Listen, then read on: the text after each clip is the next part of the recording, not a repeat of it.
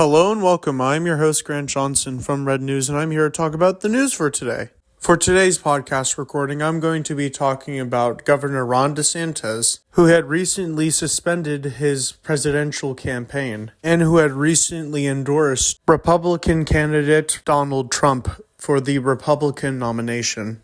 On January 21st, Florida's Governor Ron DeSantis announced that he has suspended his campaign and he will officially endorse Donald Trump for the Republican nomination in the next presidential election. Governor Ron DeSantis had gave his announcement on the social media platform X, which is formerly known as Twitter. Governor DeSantis essentially said that it was great attempting to become the next president of the United States, but it is best for him to stay in Florida rather to be the next president of the United States of America.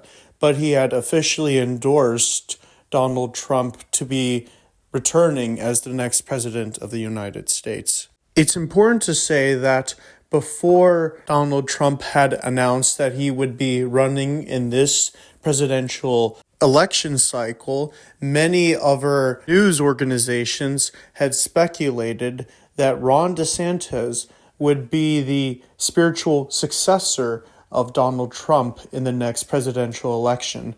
However, when Donald Trump had announced his bid to become the president once more, many beliefs in Ron DeSantis had also began to shrivel up, as this upcoming election is seeming to be a showdown between President Joe Biden and the former President Donald Trump. Potentially in the future, Ron DeSantis may suggest try to run for the next presidential election after this presidential election, but that seems highly unlikely to occur at this time. That'll be all for today's podcast recording, but if you didn't already, follow the Red News official podcasts on such platforms including Spotify, Amazon Music, Apple Podcasts, and other such platforms where you can listen to the Red News official podcasts. You can also show your support on Patreon as well. For more Red News, make sure to go to the Red News official website where you can read up on news articles,